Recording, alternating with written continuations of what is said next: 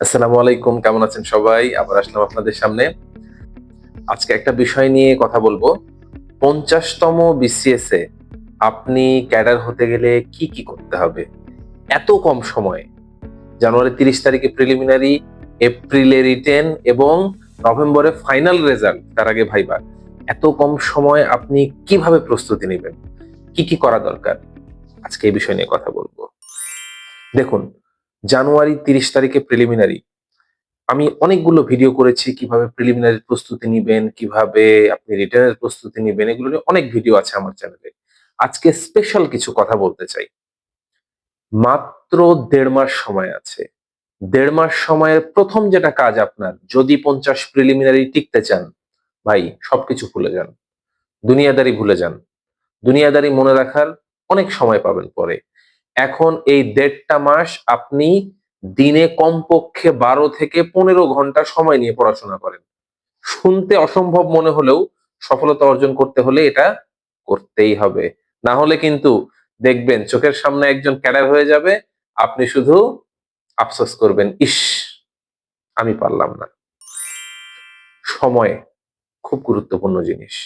এত কম সময়ে প্রস্তুতি নেওয়ার একমাত্র উপায় হচ্ছে স্পেসিফিক প্রশ্ন দেখে পড়া। কিভাবে? বিগত সালের প্রশ্নগুলো ভালোভাবে সবার আগে ঝালাই করে নিন। একদম বিগত সালের প্রশ্নগুলো, এবং যেই টপিকে বিগত সালে প্রশ্ন এসেছে সেই টপিক গুলোই ভালোভাবে পড়ুন। নতুন করে কিছু পড়তে যাবেন না, এই ১.৫ মাসের জন্য নতুন তথ্য নিতে যাবেন না। যে প্রস্তুতি আপনার আছে সেই প্রস্তুতির উপরই ঝালাই করুন। তাহলেই সুযোগ হবে। আর যারা ১ম বার প্রস্তুতি নিচ্ছেন তাদের জন্য বলছি, ভাই খুব কঠিন। তবে অসম্ভব না। আপনি যদি এই ১.৫টা মাস একদম নিজের বেস্টটা দিতে পারেন, বুকে হাত দিয়ে বলবেন পরীক্ষার আগে যে আপনি কি আপনার সর্বোচ্চটা করেছেন? আপনি কি আপনার সর্বোচ্চ এফোর্টটা দিতে পেরেছেন? যদি পারেন তাহলেই আপনি সফল হবেন। যদি না পারেন, কঠিন। রিটেন খুব বেশি দেরি হবে না। প্রিলি পরীক্ষা দেওয়ার মাত্র ২.৫ থেকে ২ মাসের মধ্যে আপনার রিটেন পরীক্ষা। এত কম সময়ে কিভাবে প্রস্তুতি নিবেন? তাই আপনার যদি কনফিডেন্স থাকে যে এই বিসিএস আপনাকে নিতেই হবে, তাহলে প্রিলি এবং রিটেনের একসাথে প্রস্তুতি নেওয়া ছাড়া কোনো উপায় নাই। ৫০তম বিসিএস এর প্রস্তুতি নিতে হবে একদম প্রিলি রিটেন একসাথে। আপনি যেই টপিক গুলো প্রিলি রিটেনে আছে আপনি একদিন সময় নেন, বেশি সময় দেওয়ার সময় নেই। সকল টপিক গুলো মার্ক করে নিন। প্রিলিতে এবং রিটেনে কি টপিক আসে, জিনিসগুলো একসাথে কন্টিনিউয়াসলি পড়ে যান। সবসময় মনে রাখবেন, প্রিলিমিনারি হচ্ছে আপনাকে ছাঁটাইয়ের টেকনিক, আর রিটেন হচ্ছে আপনাকে ক্যাডার দেওয়ার মাধ্যম। সুতরাং ক্যাডার পেতে চাইলে এখনই এই কম সময়ের মধ্যে ২টা প্রস্তুতি একসাথে নিতে হবে আপনাকে। কোনো অপশন নাই। পিএসসি যে গতিতে দৌড়াচ্ছে, আপনাদেরকেও পিএসসির সাথে তাল মিলিয়ে দৌড়াতে হবে। সেজন্য একসাথে প্রস্তুতি নেওয়ার কোনো বিকল্প নেই। নভেম্বরে ফাইনাল রেজাল্ট। তার মানে কি?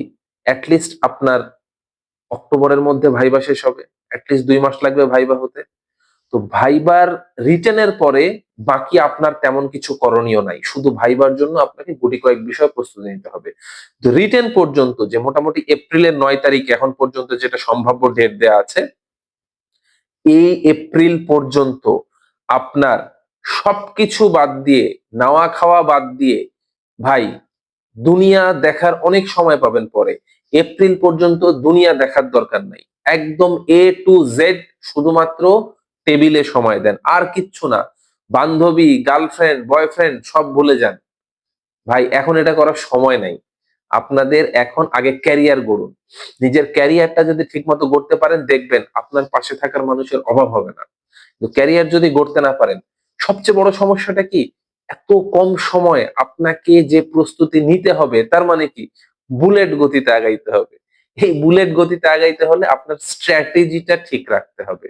স্ট্র্যাটেজি ঠিক রাখুন, ক্যাডার হবেন ইনশাআল্লাহ। সর্বোপরি আপনার প্রস্তুতিটা হতে হবে সামগ্রিক এবং স্মার্ট। আপনি স্মার্ট প্রস্তুতি ছাড়া সফল হতে পারবেন না।